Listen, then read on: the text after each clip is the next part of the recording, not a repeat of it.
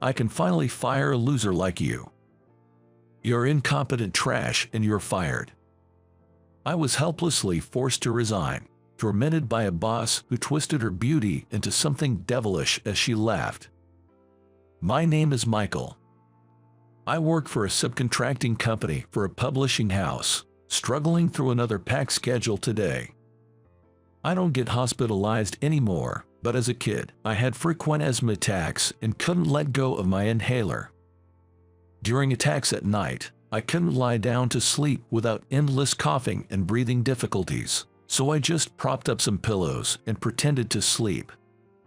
There was no rest for me. As a child, I would plaintively tell my mom, "Mom, it's too hard to sleep." Despite it being a usual attack, my mom would patiently stay by my side. "That stuff, Michael. I'll read you a book until you can fall asleep." She would pull all kinds of books from my dad's study and read them to me. Old picture books, encyclopedias about animals and space, and sometimes novels that were too hard for a grade schooler. Thanks to that, even though I was terrible at physical education, I excelled in other subjects.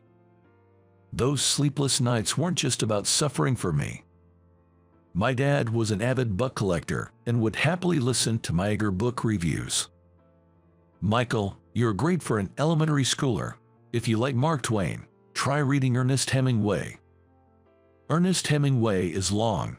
Well, maybe by the time you're in middle school, I'm looking forward to it." My dad passed away when I was in the 6th grade due to pancreatic cancer. It was too late when we realized it. Life became harder, and I spent my 3 years of middle school watching my mom work hard every day. "I want to work after middle school," I said. Mom replied, "Don't be silly. You're smart like your dad. I'll make sure you can go to college." But I didn't want to burden her anymore. So, we compromised that I would work after high school. During those tough times, we decided to sell most of Dad's books.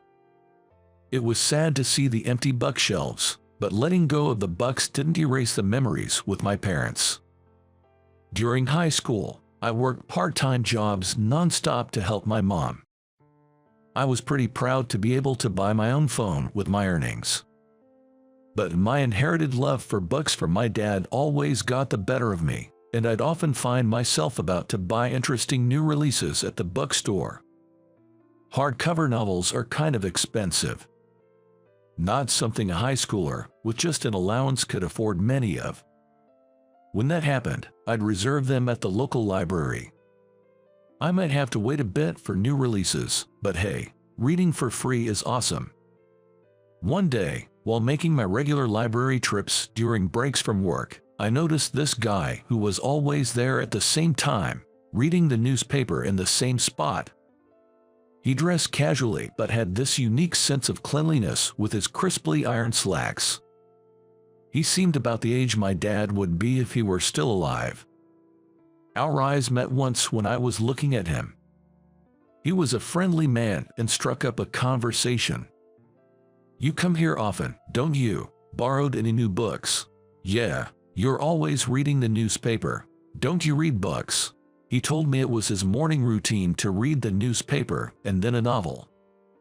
Not many kids at school read print media, and my mom is so busy that we often miss each other. I was thrilled to finally have someone to share my love of reading with. He was really surprised to find out I was still in high school. "You're quite mature and quick-witted." I was impressed. "Aren't you young to be reading that book?" Turns out, he had already checked out the new mystery novel I just borrowed and was happy to discuss it with me. It was super interesting. It's by a new author, but I bet it'll win an award. Our conversations reminded me of the times with my dad, and he seemed to enjoy our book talks, treating me like a younger buddy with a shared interest. This continued until I graduated high school. Back then, I dreamed of working at a prestigious publishing house, but job hunting was tough. The big publishing houses I admired prioritized educational background for fresh graduates and exceptional experience for mid-career hires. We didn't have the savings for me to go to college. I sent out countless resumes and shared my passion, but kept getting rejected. It felt like a personal denial after a while. Frustrating and disheartening.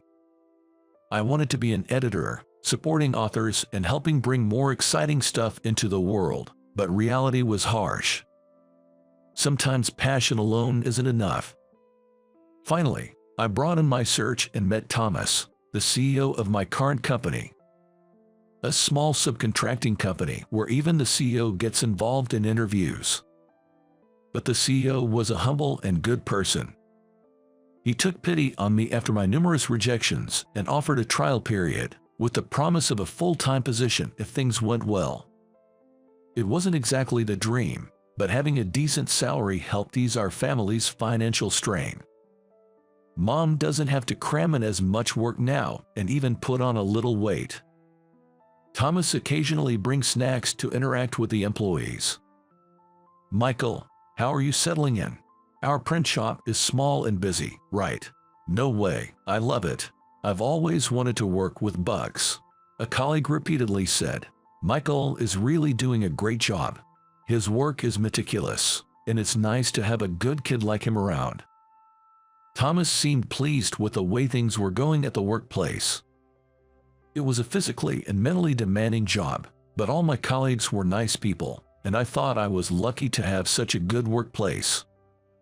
But back then, I had no idea what was coming.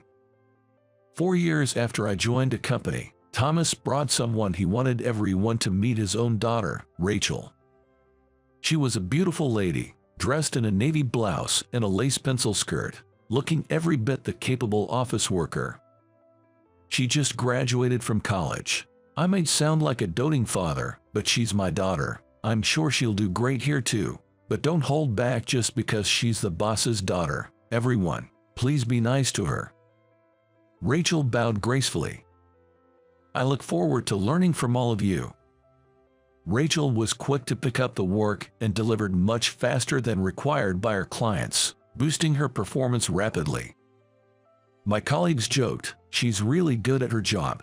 At this rate, she'll outpace us soon. And true enough, she became a manager in no time. After Rachel became a manager, Thomas seemed completely reassured and stopped coming to the workplace. That's when Rachel started showing her true colors. Sometimes she'd scold her subordinates, saying, "Why are the deadlines always late? Don't tell me you're slacking off under the guise of external meetings." Other times she'd harshly criticize, "Who made this estimate? I'll redo it. If you can't handle it, don't add unnecessary work." The workplace atmosphere grew progressively worse. One by one, my colleagues who had fought alongside me for 4 years left, and before I knew it, I was the only one who knew Rachel from her early days. The team have completely changed. They were all kind-hearted and diligent people, capable of better treatment elsewhere. I went to work each day trying my best not to show the gloominess I felt inside. Once, Rachel pointed out to me, saying, "You look so gloomy. You're bringing down the mood." Since then, I've been desperately trying to stay on her good side to avoid becoming a target of her bullying. Clients started to worry, asking, "Michael, are you okay? You seem to have lost a lot of weight," and giving me puzzled looks when the number of accounts I managed suddenly decreased. The workload, which was already heavy, started to weigh down on both me and Rachel. Even as people left, the work didn't decrease. Driven to keep Rachel out of my mind, I started working with intense determination. And finally, I reached the top in sales performance. As I was dragging my exhausted body home one day, Rachel called me in. "Michael, can I have a word with you?" What could it be? Had I made a mistake at work? I had been so careful not to upset Rachel recently. I can't think of any reason for being called in. With an uneasy feeling, I went to see her, only to be told, "You know, I wouldn't mind dating you." Incredibly, I'm being confessed to by Rachel. I can't make sense of it. What? I mean, I'm willing to date you. You're always looking at me, and you talk to me more than any other employees. I thought maybe it's time I reciprocated. Her attention was because she was difficult to deal with, and my talking to her was to keep the peace, not because I liked her. Was she not aware of how much her juniors feared her? If you date me, even someone with a low educational background like you could climb up the career ladder, aren't you lucky? I heard about your struggles in a single-parent household, and how you barely got into this company thanks to my father's kindness. On the other hand, I became a manager soon after joining an elite. Honestly, someone like me is too good for you. I couldn't believe she was saying this to someone she was considering dating. I thought she might be playing hard to get, but I can't find her even remotely cute.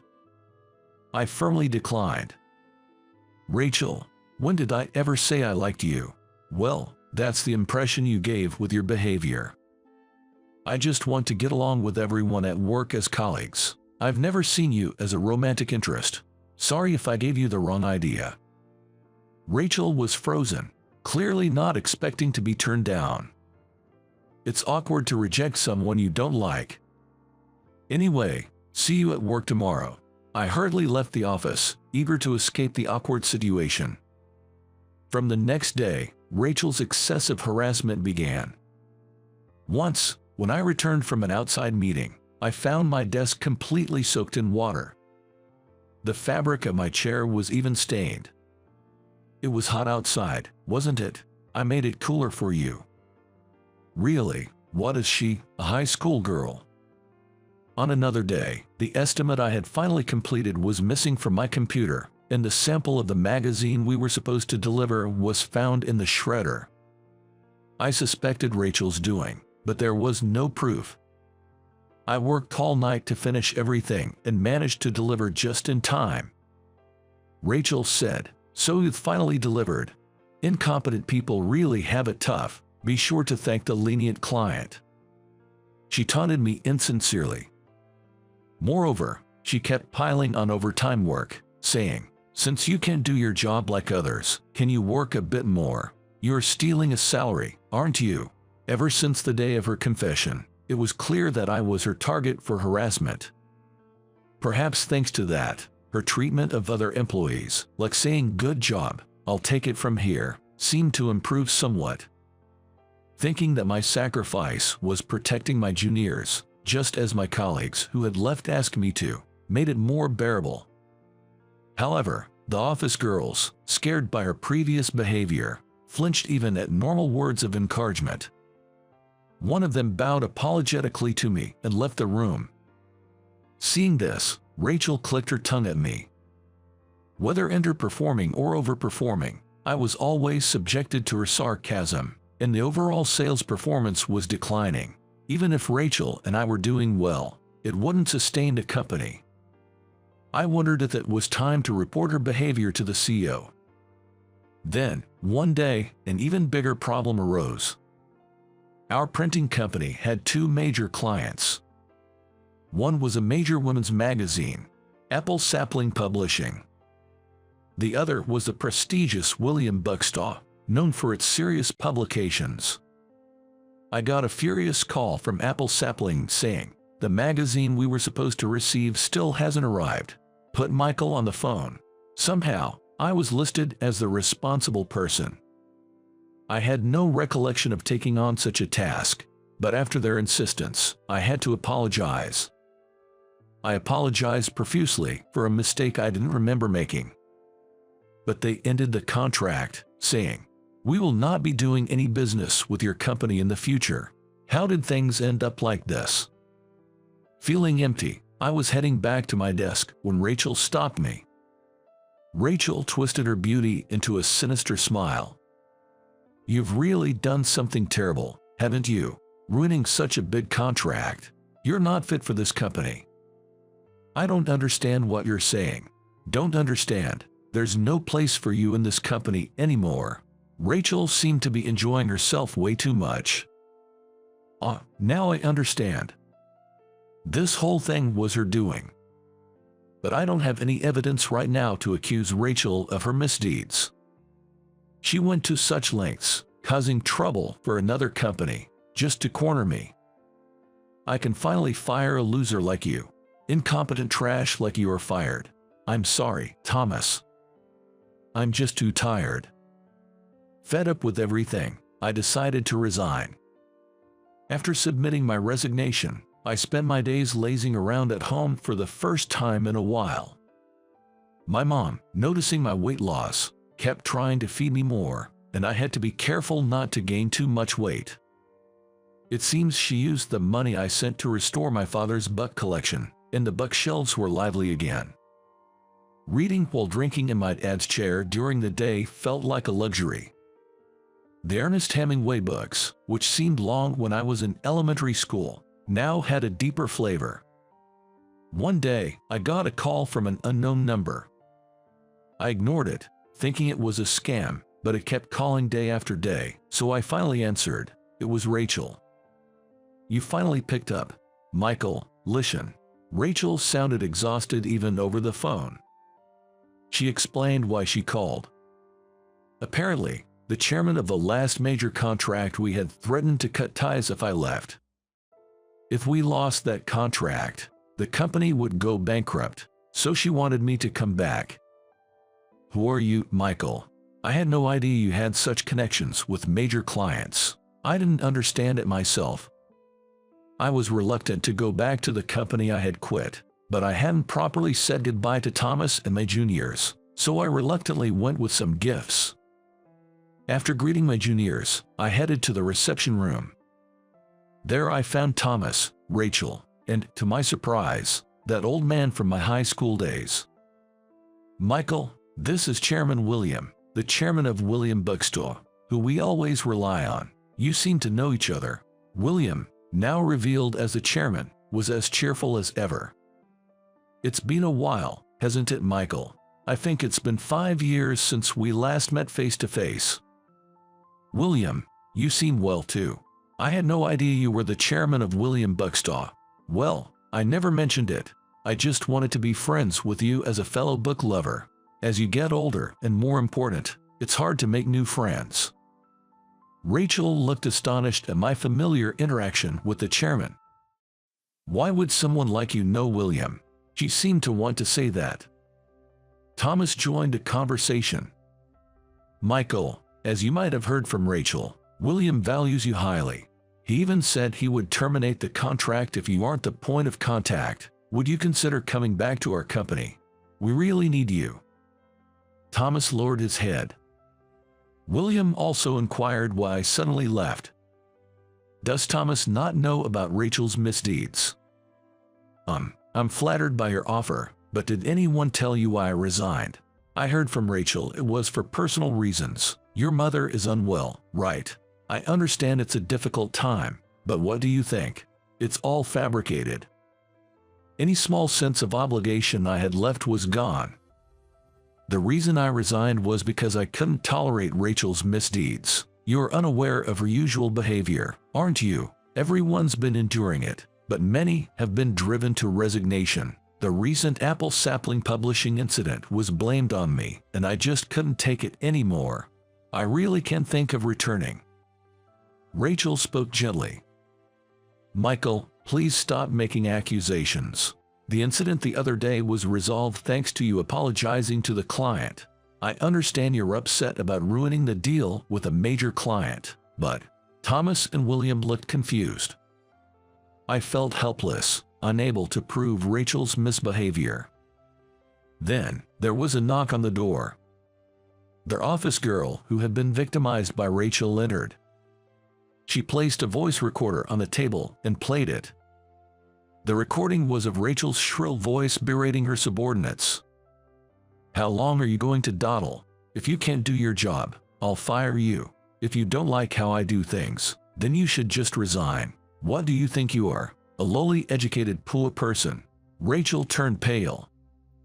The girl continued. This is how Rachel usually behaves. Actually, all of us who were victimized were gathering evidence to accuse her, but these past few months, Michael has been protecting us from Rachel. Even Michael was forced to leave in such an unfair way. It's absurd that Rachel remains unapologetic and has the audacity to summon Michael back. Thomas couldn't hide his surprise at the numerous pieces of evidence. I was amazed that the juniors had united and planned such a thing. It seemed that my complaints had finally been acknowledged as true. I'm glad you understand, but I have no intention of returning to the company. The CEO genuinely apologized. Michael, I'm truly sorry for not stopping my daughter's rampage and for all the trouble until now. What should I say to apologize to the employees who left? That's when William spoke up. By the way, Michael, have you decided on your next job? If not, how about working as an editor at our company? William mentioned that among all the similar subcontractors, he chose to work with our company because of my work performance. I never imagined I would be invited to work at a major publishing house, a dream of mine, in such a circumstance. He had been investigating who was behind the precise support his staff praised, and soon realized it was the boy he had interacted with at the library. The chairman remembered that the books we had excitedly discussed back then had become bestsellers, and he had been asking his employees to keep an eye out for my next bestseller predictions. He was now confident in my judgment. Ever since then, you've had talent and character. That's why everyone wants to help you. My employees were also worried about you. They were looking forward to when you would enter their industry, not knowing you were going through such a tough time. If you come to us, I think you'll be able to work more enjoyably than here, don't you? Hearing William's high regard for me, Rachel burst into tears like a little girl. Enjoyable work. Work isn't supposed to be fun. I have to be the best as the CEO's daughter, always surrounded by enemies. Even though I advanced faster and produced results more than anyone, no one appreciates me. It's so unfair. Why is it always Michael who is loved? Thomas, as a father, gently patted his daughter's back. Rachel, I may not have the right to say this after leaving you in charge of the field at such a young age, but listen. It's not just about achieving results. How you achieve them matters. If you can't cherish those around you, no one will cherish you, and there were never enemies from the start. Rachel's past behavior was inexcusable. The pain caused to colleagues who left because of her. The numerous losses inflicted upon the company. But was Rachel the only one at fault? I spoke my thoughts to Rachel. Rachel, I still can forgive you, but I know when you were a newcomer, you worked harder than anyone and became a manager. You're an incredible person. That's why I'm sorry I couldn't admonish you as a subordinate. It's too late now, but I really wanted to be closer to you. Rachel, unable to speak, sobbed and after calming down, admitted all her wrongdoings and sincerely apologized. I'm truly sorry for everything I've done. Honestly, I wanted to be loved by you, too. A month after this conversation, I'm being rigorously trained in editing by William himself. I'm back to busy days, but as William said, it's much more enjoyable than before. Chairman William, knowing me from the past, used a quote from some book. Not all those who lack money are talented, but it's true that many talented people don't have money. I find it enjoyable to find and support such people.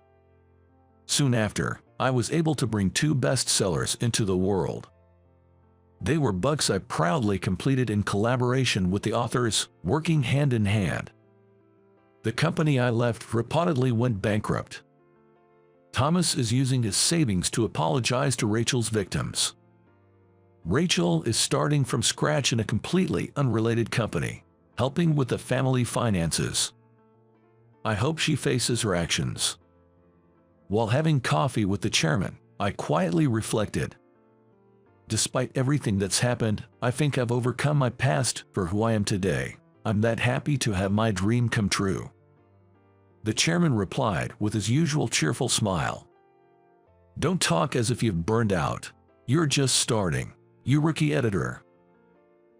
Resting my head against the window, swaying with the rhythm of the train, I just gaze out at the scenery as the buildings turn into greenery. Today is the day I moved to an unfamiliar rural town. I'm a 35-year-old office worker, employed in research. I work at a pharmaceutical company, part of the development research department. Our department is moving to a branch in the countryside, so all of us are being transferred. That's why I'm moving to the countryside. Born and raised in the city, this is my first time living in the countryside. Far from being excited, I'm weighed down by the thought of the inconveniences to come, being so used to the conveniences of city life. With these feelings, I arrived in this town. Now, several months later, I'm finally getting used to commuting to the new lab. As expected, this is a rural town with nothing much around, but the huge lab here is more convenient than the small one at our city headquarters. Still, life here is inconvenient. No convenience store nearby for a quick snack, and if I run out of household items, it's a 30-minute drive to the nearest supermarket. I'm certainly feeling a bit weary of this lifestyle. And lately, this fatigue isn't just physical but mental as well. The reason isn't just this rural town, but something else. It's the recent change in our department head, Tyson. "Hey, John, you're staying late today." "Again today. Can't be helped. I'm tied up with entertaining clients. There's a report I need to submit to headquarters by tomorrow. You get it, right? But that report needs your review before sending, right? Just leave it. Entertaining clients is more important." "Entertaining? You've just been bar hopping with locals lately. Did you say something? Huh? Don't you know what could happen to you in this town if you defy me?" "Yes." Since the boss's oversight has diminished, Tyson has become quite tyrannical since moving here. Back at headquarters, he was unremarkable, quiet, not particularly capable, but harmless. Does a change of environment bring out a person's true nature?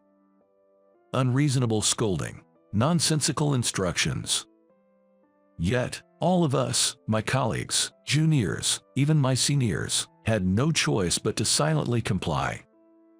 Sigh, tired again today.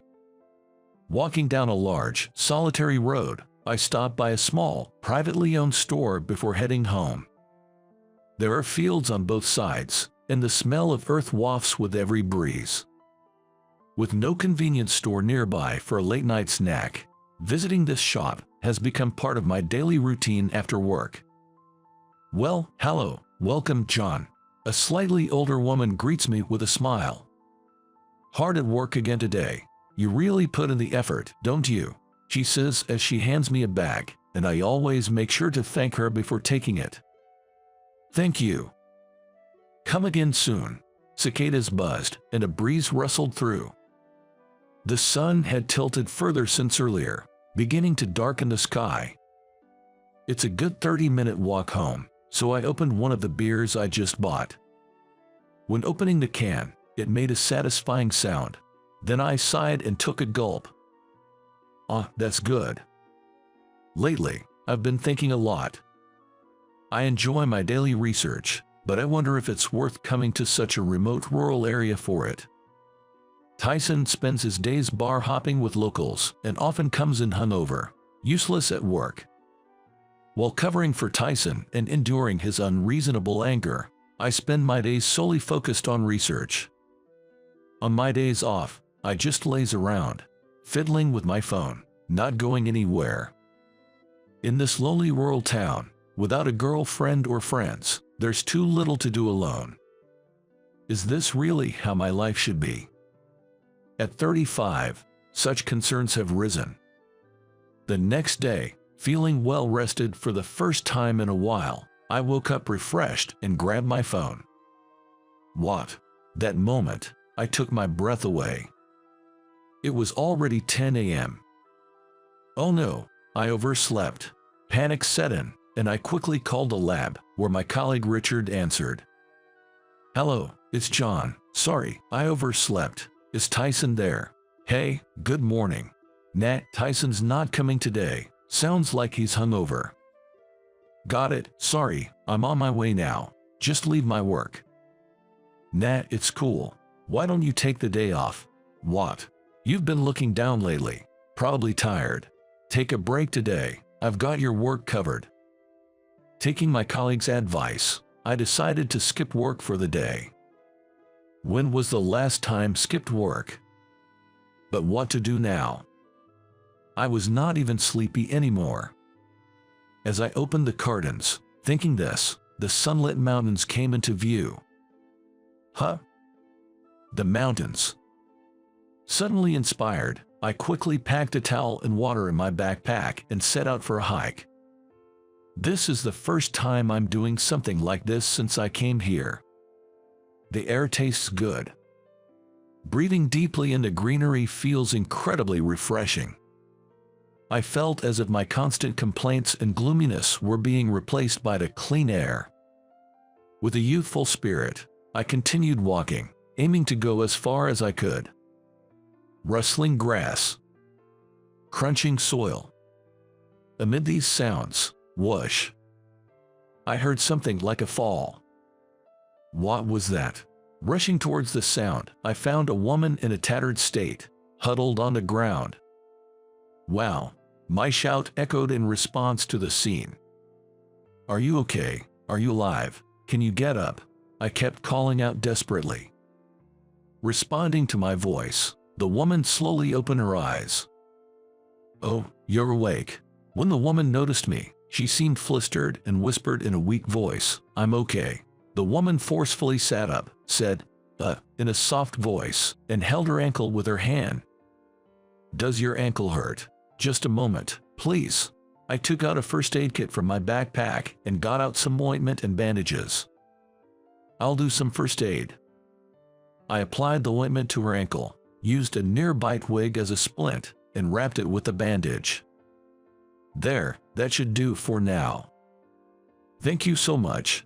I was surprised when I heard a noise and then saw you sliding down from above and curled up here. I slipped on the path up there and, before I knew it, I had slid down here. That was close. She kept thanking me over and over, grateful I happened to pass by. Thank you so much. My name is Maria.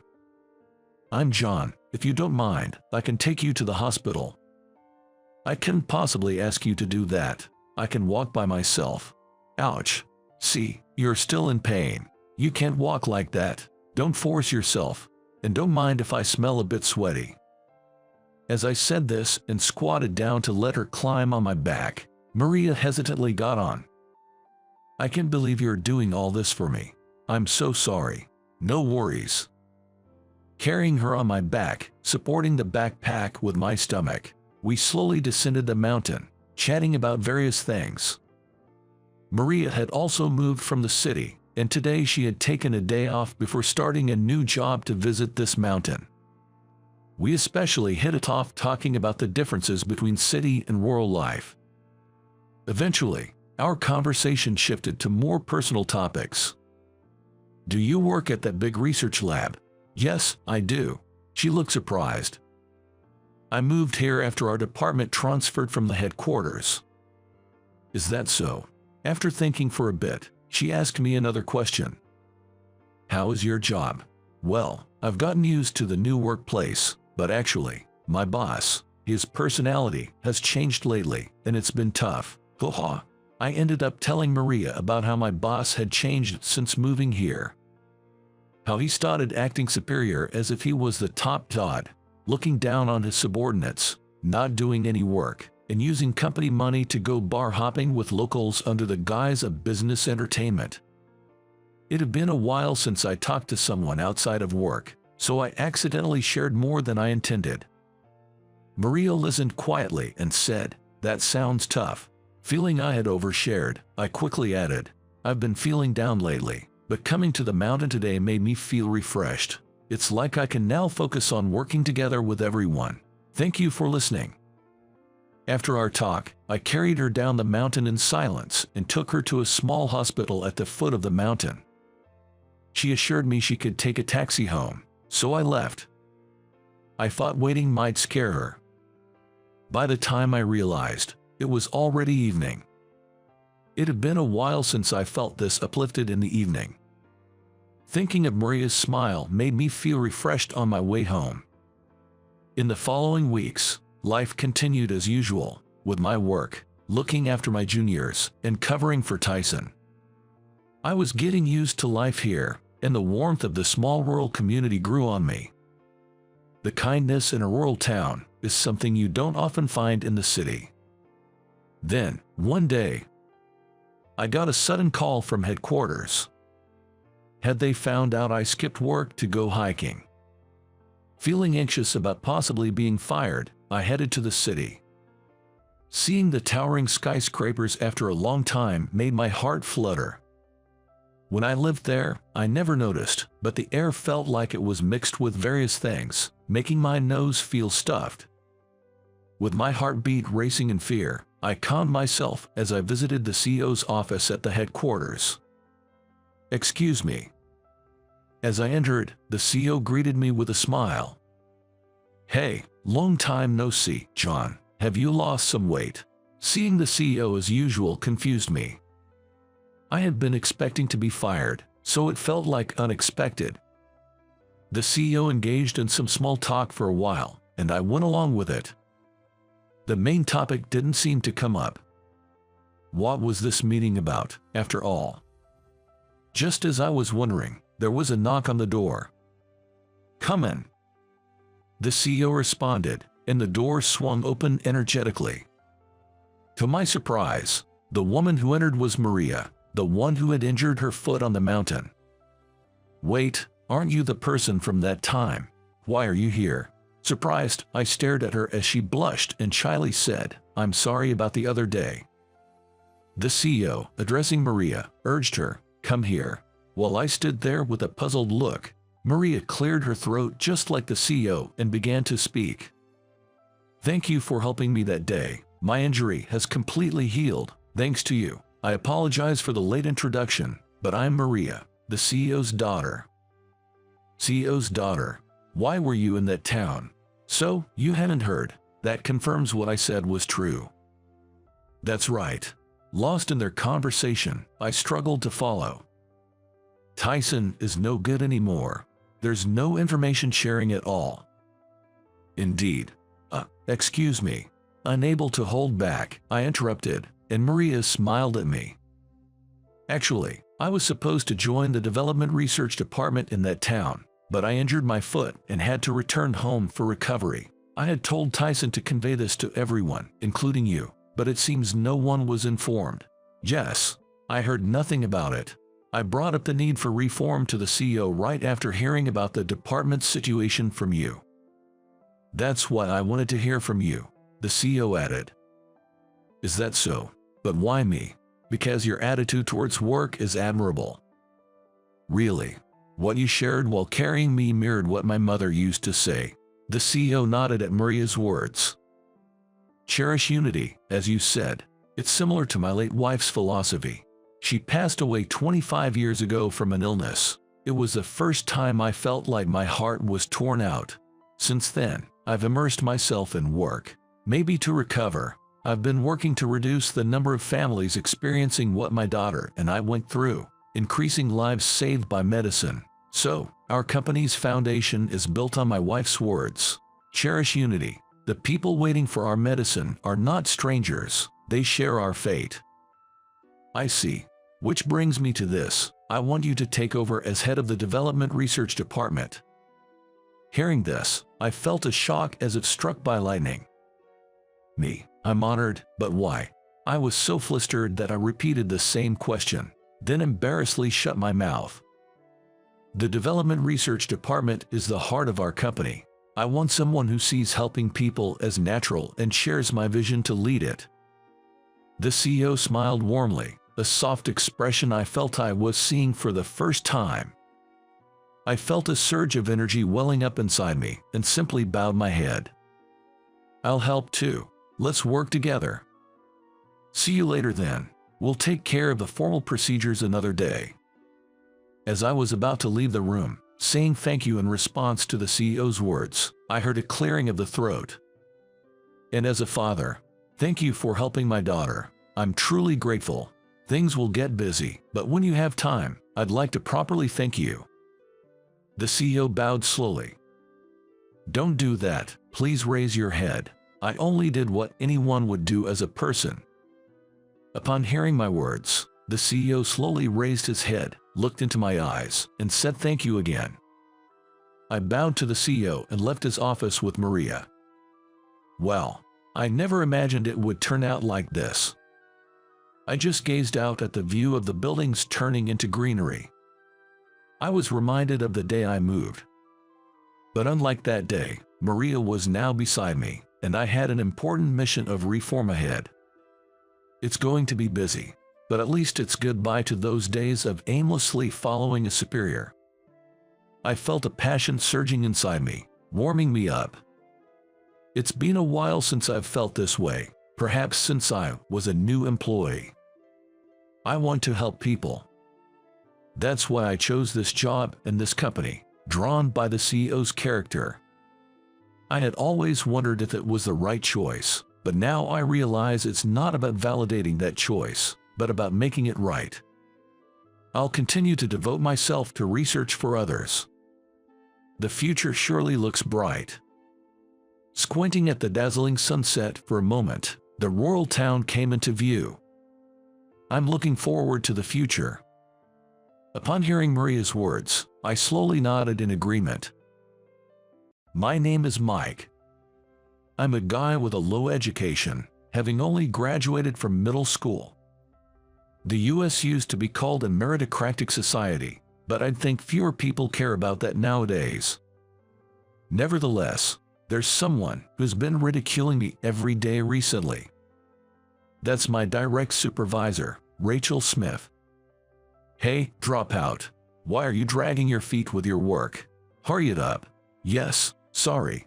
When she's in a bad mood, she gets rough with people like this. Moreover, she calls me dropout as a nickname. I feel humiliated, but what she's saying is true, so I'm in no position to argue back, which is frustrating. Then, one day, I went out for drinks with a colleague from work. Everyone, not just me, is fed up with our female boss's haughty attitude. Man, she's so annoying.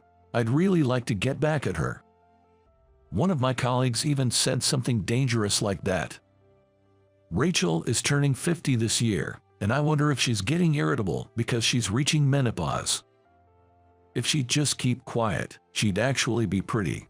Well, she is an older lady though. My colleagues laughed loudly. My colleagues seemed to get more vulgar as they drink more, and the candid chalk really got the place going.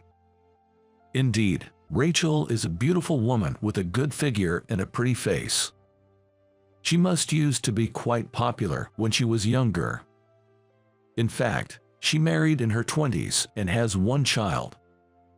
Well, I admit she's beautiful, but she has a difficult personality, I guess.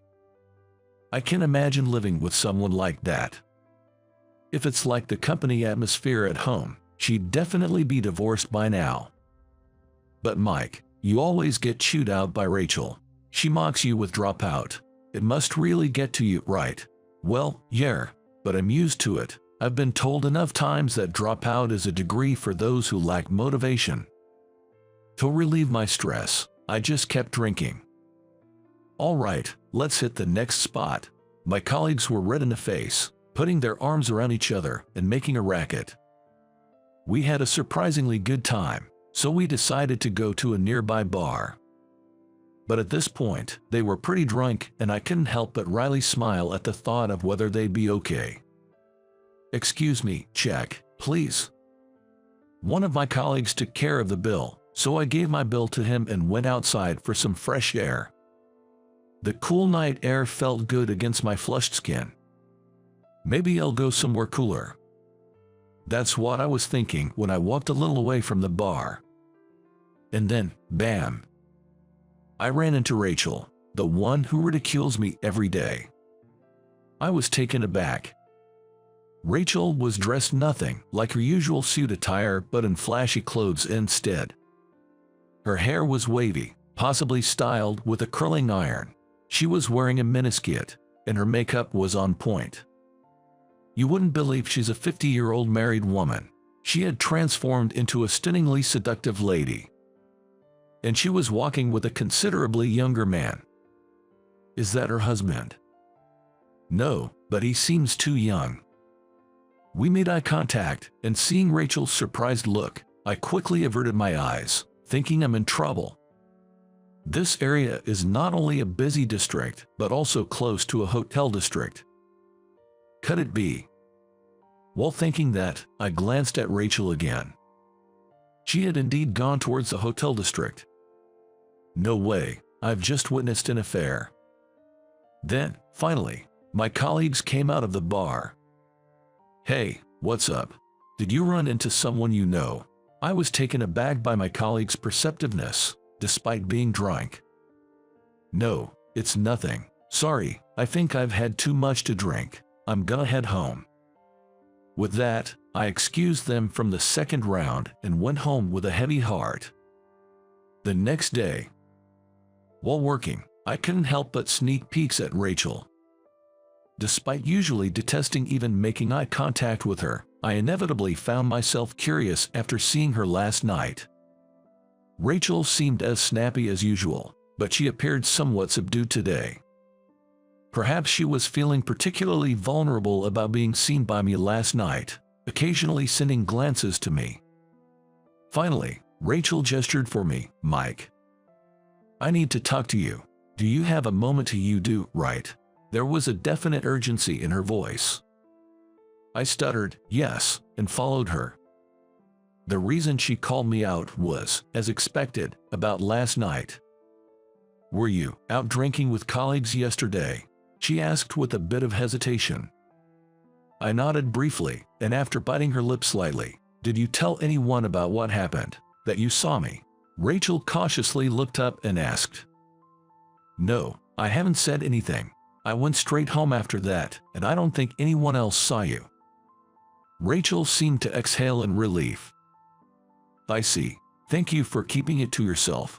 You caught me at a pretty embarrassing moment. I carefully said, making sure not to be overheard. Well, it may be presumptuous of me as a single guy to say this, but I think cheating isn't right. Rachel, perhaps louder than intended in the hallway, exclaimed, What? I clarified, nervously, I mean, when I saw you with that man last night, I thought that's what was happening. What are you talking about? I was walking alone at that time. Really? I searched my hazy memory of the previous night. Wait. Now that I thought about it, the young man next to Rachel. It seemed like they were just walking in the same direction, not interacting closely. I finally realized my misunderstanding.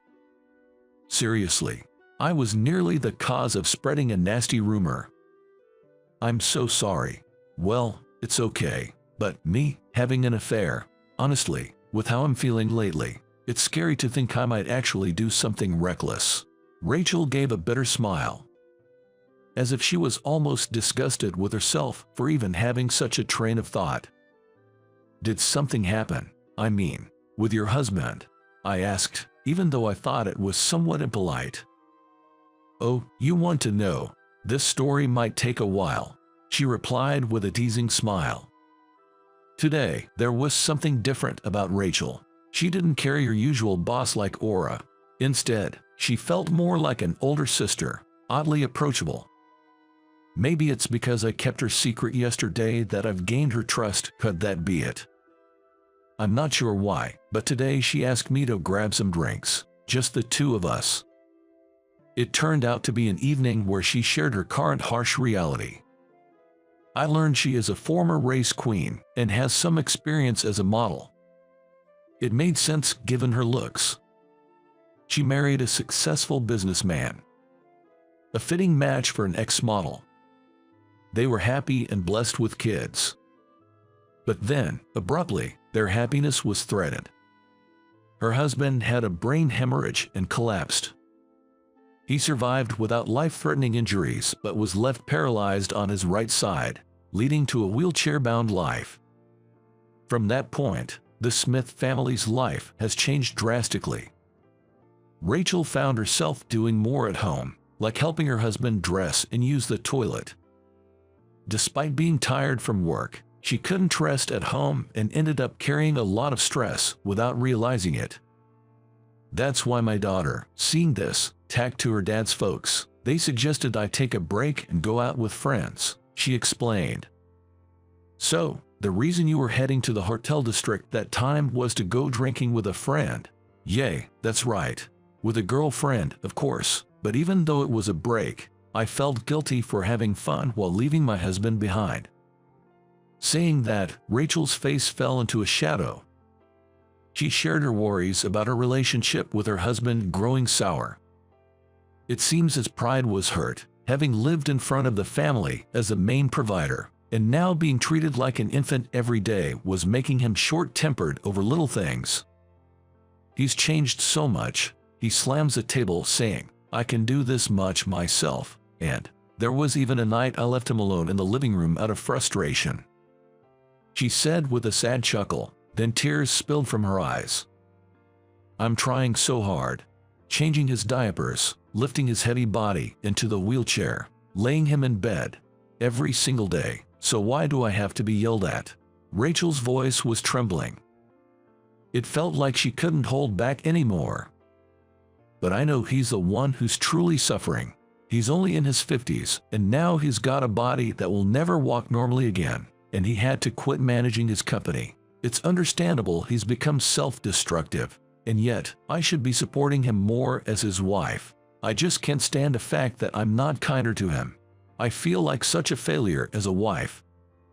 She covered her face with her hands and broke down crying. Rachel, who always took pride and never showed her weaknesses, was now crying in front of me, a subordinate who she used to mock for being a dropout. Looking back, she invited me out for drinks. She must have been so cornered mentally that she invited me out for drinks just to vent, regardless of who it was.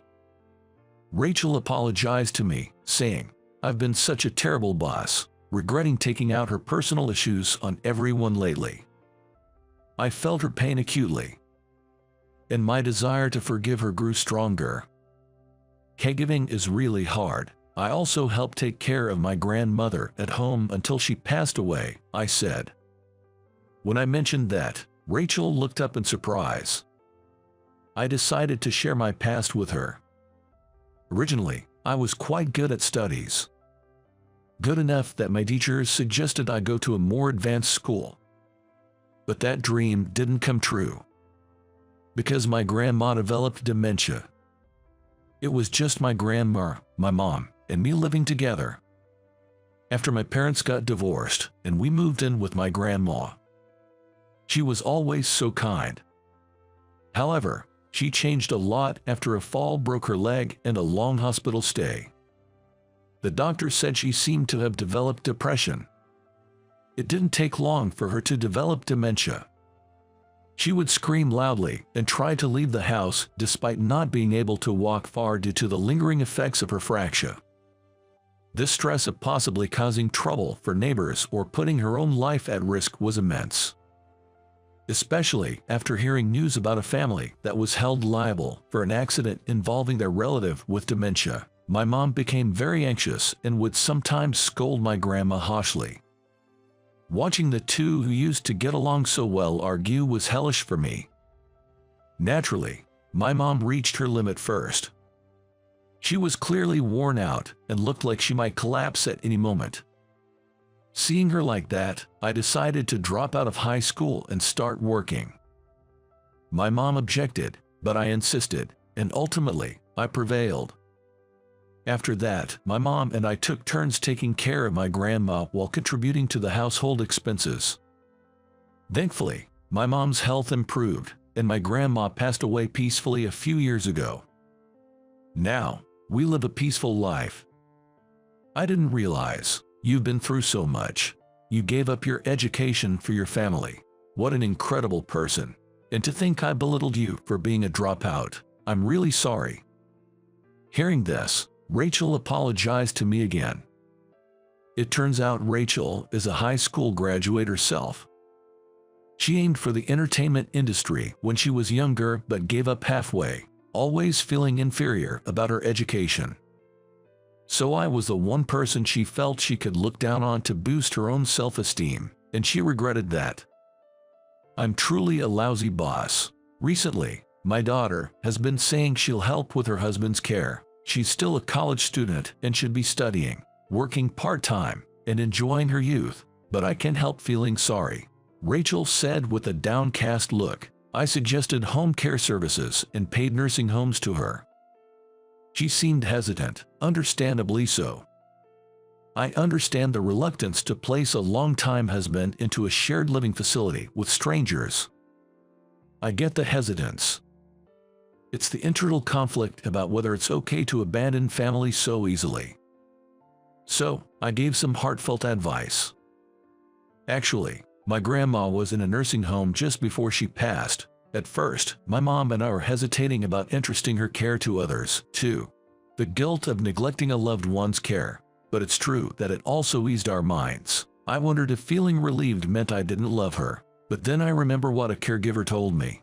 Maintaining a certain distance is important. Being with even the most beloved person can be tough.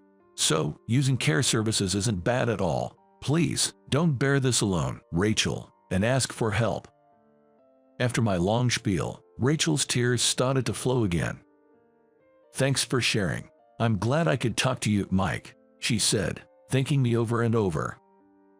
Afterward, my boss returned to her usual self, and she started to smile more gently. It seems that using home visit services significantly reduced her stress, and her relationship with her husband improved. Her husband, being a successful businessman, had savings, so financially, it was easy to afford care services. Some people can't use care services even if they want to because they don't have the money. Rachel is very lucky in that sense. Thanks to you, Mike, my daughter is also enjoying her college life. You really saved our family. You are truly the Smith family's savior. That's an exaggeration, but I'm glad I could help a bit. As I said that, Rachel looked intently at my face. By the way, you're single, right, Mike? Seeing anyone? What? Yes, I'm single now though. Then Rachel clapped her hands. That's perfect. When I told my daughter about how caring you were with the elderly care stuff, she got interested in you. If you don't have a girlfriend, maybe I should introduce you to her, she said, showing me a photo of her college-age daughter, making me all awkward. Oh boy. The daughter of my boss. That's intimidating. But she's quite pretty. I crossed my arms, wondering what to do, conflicted. Today marks my final day on the job. I'm wrapping up my service as a crew member on a tourist sleeper train. It's because I've hit retirement age at 60. There were tough times after joining this company right out of junior high, but before I knew it, I had put in the years all the way to 60. I want to give myself some credit for that. Sorry to keep you waiting, Catherine. The one relaxing in the guest room is Catherine, the owner of a long-standing inn. I bring her some Earl Grey as a welcome drink. It's part of the job. I've included fresh lemons and delicious milk from the big mountains, taking care to allow her the choice depending on her mood. Oh, thank you as always. She looks over with her back straight, dressed nicely. Her every move is nothing special, but her grace befits the owner of a historic inn. It's not just her features that are beautiful. There's a sort of dignity about her, something that can't be chalked up to mere appearance. One couldn't carry a nice dress like that without it. It seems her mood today is for lemony. She squeezes a lemon and cleans her fingers with a napkin. If you'll excuse me. As usual, I bow politely and leave the guest room. Having regulars like Catherine certainly lifts the spirits. But the thought that today is the last time fills me with sadness. I gaze out at the scenery of the mountains in the train window, trying to imprint it in my memory. A rush of emotions wells up, and my vision blurs with tears. No, I mustn't. I'm still on duty. I straighten up and continue down the corridor. It was tough to walk through a moving train when I started, but I've spent more time here than in my own room, and now I could do it with my eyes closed. I make my way to the next guest room, familiar with every inch of these carriages. Excuse me. Ah, it's you. The sight of me makes him twist his face and sigh. He's Bob. He was the former head of this sleeper train. This is the first time I've seen him since he retired and became a pensioner last year. Looking closely, behind him are his wife, Susan, and their 2 daughters of age. What a way to ruin a birthday trip. Having a high school dropout like Alex in charge makes even the good food taste bad. Bob's contempt hasn't changed at all since the old days. To think he'd treat me this way, even after becoming a customer and retiring. What a piece of work. I almost let out a sigh, but I hold it in when Susan stands up and comes over. Hey, cut it out with the rude comments. Sorry about this, Alex. Even with Susan's admonishment, Bob's expression remains unchanged. It's disheartening, but he's a customer now. I must treat him with respect. Bob, I've brought your Earl Grey, if you'd like to have it. Bob turns away, refusing to take it, so Susan takes it with an apologetic look. I'm really sorry. Well, I'll be on my way then. What a misfortune to have Bob as a passenger on my last day of work. As I was closing the door, he said out loud just to taunt me, "It's sad that a high school dropout like you ends up just a regular worker until retirement, unlike me." I'm taken aback by his words. Did he come on this train today just to harass me on my last day of work? The thought makes my anger grow. He has done customer service before, so he should know how it feels to be treated with such disrespect by a client. If he's doing this on purpose, what a nasty person he must be. Don't say things like that anymore. It's rude. Cut it out. Susan steps in again to defend me, but Bob just snorts. But it's the truth. Unlike you, I was chosen for the Special Employee Award. Our company has a system where those with excellent performance are recognized at retirement. If you get the award, you receive a larger retirement bonus. Bob was recognized at his retirement, and I remember him boasting loudly about it to everyone on his last day. Sure, I never got promoted, but I didn't envy him for his award. Even if I told him that, he'd probably think I was just being sour. While thinking all this, I quietly closed the door. Each time I visited the department head's family room to explain the tourist spots, Susan was the one who dealt with it. Thank you for all the help you gave my husband until last year. No, we're the ones who should be thanking you. But to be honest, I don't remember being much helped at all. Bob, who had been sulking in silence, seized the opportunity to chime in. That's right, Susan, it was me who took care of him. When this guy started, he couldn't even do the simplest tasks that a kid could do, and I had a tough time training him up to the level of an average. I'd like some appreciation for that. Indeed, when I first joined, I was young and inexperienced, and couldn't do much. But the person who really took the time to train me wasn't Bob, it was another supervisor. It irks me that he claims all the credit as if he alone was responsible, which is a disservice to another supervisor, but I get the feeling that making a scene would only play into his hands, so I bite my tongue. Well, I guess being a regular employee until the end means you weren't the sharpest tool in the shed. Not much schooling with just a high school diploma, huh? I know he just wants to boast. I don't really care about that anymore, but he's speaking so loudly that other guests can hear him. This conversation is not pleasant for anyone to overhear, let alone understand. It might ruin the experience for guests who are here to enjoy their journey. I apologize profusely and leave the room. Then, I get a call from another employee. Catherine is asking for you. Understood. Wondering what it could be, I head to where Catherine is enjoying the breeze on the terrace. Catherine, what can I do for you? Oh, Alex, it's about breakfast tomorrow. Could we have something light? I have a luncheon where I'll be eating a lot. Certainly. How about focaccia and minestrone? That sounds lovely. Lunch is going to be Korean cuisine, so a different taste for breakfast will be nice.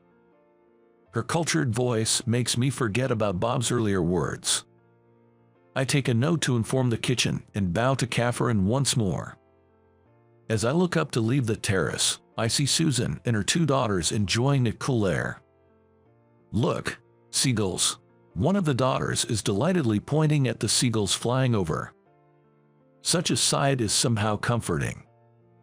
It's indeed rare to see seagulls here. As I gazed around, it seemed Susan had noticed me. She gave me a warm, friendly smile. Alex, I don't know what kind of work my husband did here, but today's view and service are top-notch. I'm glad to hear that. Please enjoy your day. The best part of the job is making the guests happy. I'm really glad to see Susan and her daughters enjoying themselves. While I'm having this conversation, Bob comes over. Seagulls fly here every day. Nothing special about that. Seeing their father's nitpicking, the daughters shrug and run through the corridor, leaving the terrace. I'm about to leave too when Bob glares at me and I freeze in place.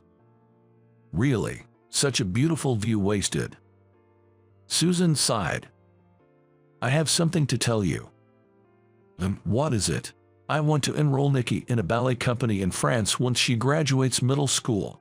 It's been her dream to become a professional, and she's worked so hard for it. We've got an offer from a ballet company, and I want to take advantage of this opportunity for her. Nikki must be the older daughter. Bob looks surprised but then nods. She's already in her 2nd year of middle school and has matured quite a bit. Why not? Nikki is ready to take on the world. Susan turned her gaze to me upon hearing that. Just that means she'd be a high school dropout, but what Nikki is aiming to do is a respectable job, isn't it? Huh? Oh, she's practiced ballet diligently for that, right? Nikki's got an offer from a pro, so even without high school, she could make it work. Better to mix it up with adults while she's young and hold her own. As parents, we could be proud of that. Bob's words made Susan nod and then clear her throat with a little cough. Couldn't the same be said about you, Alex? Huh?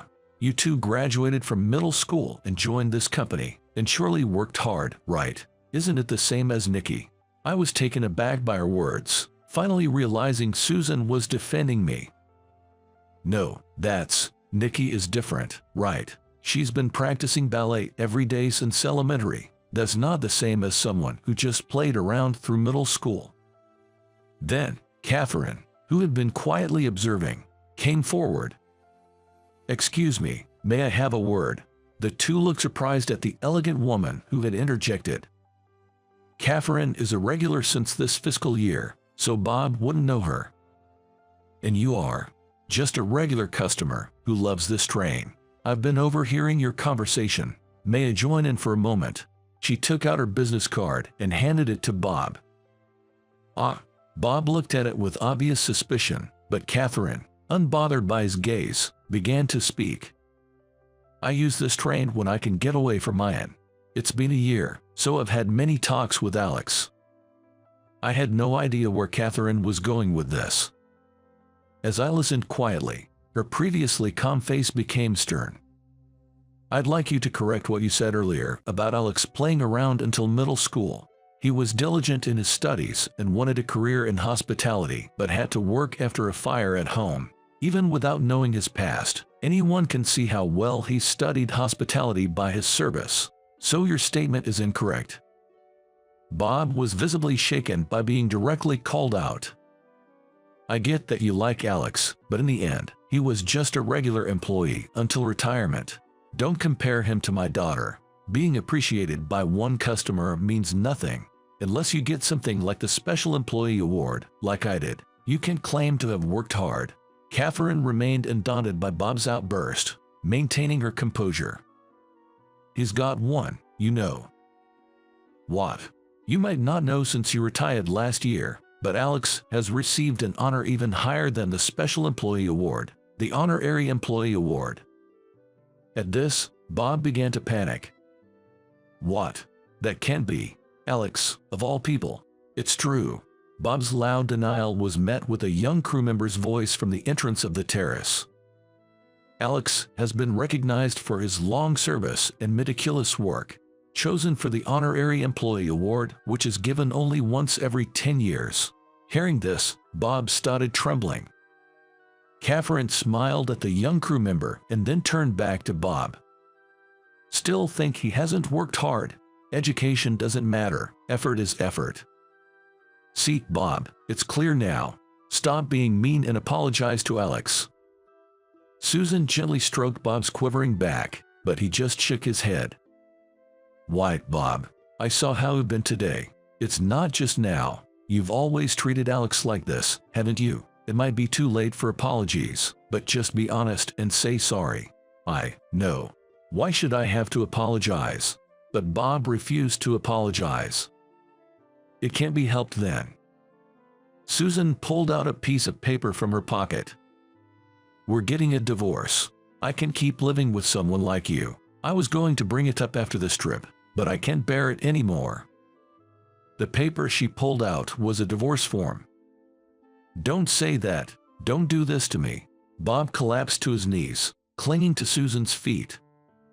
You've always bragged about that special employee award, but it turns out most long-serving employees get it. You never mentioned it, but I knew your colleagues who retired with you got it too, and you bragged so much about it. As Susan started to speak, Bob tried desperately to stop her. I'll apologize. I'm sorry. Bob stood up, turned to me, and bowed deeply. I'm sorry for everything I've said. As Susan said, an apology at this point might seem too late. Still, it felt like a bit of a long-standing burden had been lifted.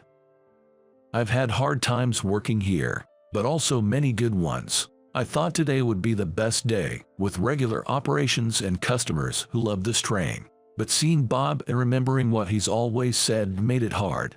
Why did I have to hear all this on my last day? But now that you've apologized, I feel a bit better. Thank you both very much. I thanked Susan and Catherine, and they nodded contentedly. By the way, Alex has bought one of mines, and he'll become the new owner next spring. Catherine spoke with her black hair flowing. At these words, Bob's face went pale. Susan exclaimed in admiration. You have your next life all planned out, which is wonderful. This man here just sits in front of the TV all day since retirement, and his retirement pay was nothing to speak of, but it doesn't matter to me. I have my savings from when I worked, so it'll be fine after the divorce. Bob looked startled by this revelation. We're not getting divorced now, are we? I apologized. Oh, did I say that? I'm going to live in France with Nikki and Maria. Like I said, money won't be an issue. It was true that just because he apologized didn't mean they weren't getting divorced. Alex, I'm sorry to ask, but can we get another room?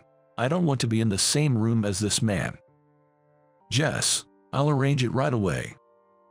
And with that, leaving a completely deflated Bob behind, the couple got separate rooms and left the train at the station the next morning. Despite the upheaval, I ended my last day of work feeling refreshed. Alex, you've worked so hard until now. As I stepped off the train at the station, the other crew members presented me with a bouquet of flowers. I remembered there was no such arrangement when Bob retired. This bouquet is a testament to Alex's meticulous work and the kindness he has shown to all the crew members. We haven't given a bouquet to the former department head, you know. Surprised, a crew member whispered that to me. Holding the bouquet, I felt as if all my efforts had been recognized, and I couldn't help but tear up. Thank you. I'm really glad I was a crew member here. As I move on to run the inn, I intend to never forget the spirit of hospitality and to make the most of what I've learned as a crew member on the sleeper train.